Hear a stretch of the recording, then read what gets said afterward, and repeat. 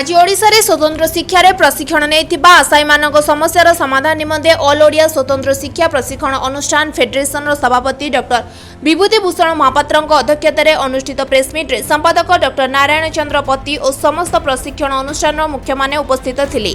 एई press meet रे प्रथमे नूतन सरकार को शुभेच्छा और अभिनंदन जणाइथिले। या परे संपादक डॉक्टर पति कहिसंती जे स्वतंत्र शिक्षा होची जणे दिव्यांग विद्यार्थी को समाजर मुख्य स्रोत रे शामिल करि परिवार माध्यम एवं 2015 परठारु ओडिशा रे एनसीटी एवं भारतीय पुनःवास परिषदर नियम अनुसार 2 वर्षीय स्वतंत्र शिक्षा बीडी शिक्षा अद्यावधि दिया जाउछि, जहाको 2015 मसिया पूर्वरु 1 वर्षीय पाठ्यक्रम भाबे चालुतला, किंतु वर्तमान कनिष्ठ शिक्षक नियुक्ति रे 2 वर्षीय स्वतंत्र शिक्षा बीडी योग्य नुहे बोली दर्शाइछि। कागजपत्र जांच समय सेही आशायी मानकु बाद दिया जाइछि।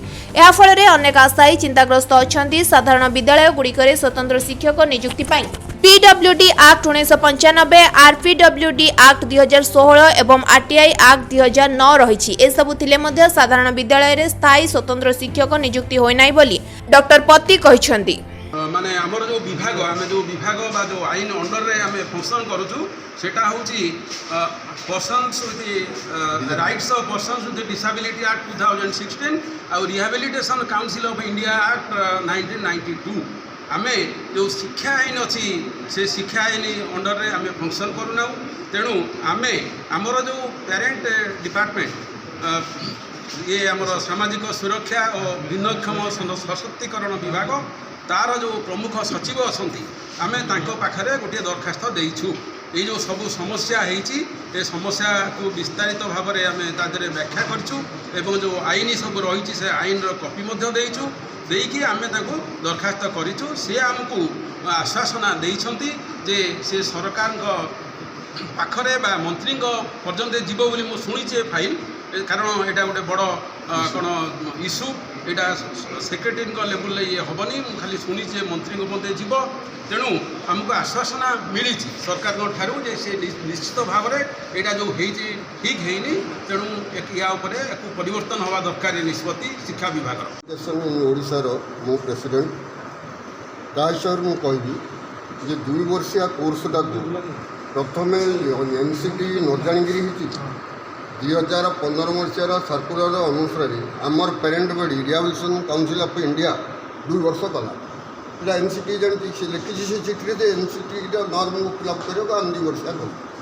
तेणु 2 वर्ष है आउ आडभर्टाइजमेंट 2023 प्रथम आडभर्टाइजमेंट हो तार प्रथम वर्ष बीड पिला आसवे पड़े उपहास कराऊे पाठ को। तेणु मोर कहबार कथा जे 2023 मसीह जो आडभर्टाइजमेंट हो 2 वर्षीय पिला से प्रथम नि।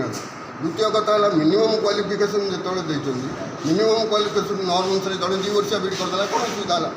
तृतीय कथा दिल्ली हाईकोर्ट और सुप्रीम कोर्टर जो निर्देश ताको पालन कर। सुप्रीम कोर्ट कहते प्रति स्कूल रे गोटे गोटे स्पेशल टीचर दियो एवं जो दरकार हाईस्कूल गोटे गोटे स्पेशल टीचर दिंतु एवं जदि क्वालिफाई अच्छी पोस्ट दिंतु यथाशीघ्र special education post Odisha fill up कर। किंतु वर्ष उपर किसी नहीं आर फेडरेशन स्टूडेंट्स फेडरेशन बारंबार या सरकार दृष्टि आकर्षण कर। मोर आपण मध्यम सरकार को नवेदन से निश्चय दे दिं 2 वर्षिया कोर्स ग्रहण कर जो काटी पुनरा नि। सभापति डॉक्टर महापात्र कहिसंती जे साधारण विद्यालय रे दिव्यांग विद्यार्थी माने शिक्षा ग्रहण करथिले मध्य सेमानकु उत्तम शिक्षादान पाई स्वतंत्र शिक्षक नियुक्तिर यथेष्ट आवश्यकता रहितिले ताहा आज पर्यंत होई नाही। स्वतंत्र शिक्षा रे डिप्लोमा बीडी एमईडी करी भारतीय पुनर्वास परिषद रे नाम पंजीकरण करी बसिथिबा आशायी मानक भविष्यत एबे अंधार रे। ए समस्त विषय को मुख्यमंत्री श्री मोहन चरण माझी, विद्यालय और गणशिक्षा विभाग मंत्री नित्यानंद गंड गणशिक्षा विभाग गंभीरतार सह नहीं स्वतंत्र शिक्षा को ओडिशा रे आदृत करी प्रत्येक साधारण विद्यालय रे स्थायी स्वतंत्र शिक्षक नियुक्ति पाई विशेष अनुरोध करा जायथिला। Bureau report live life Odia.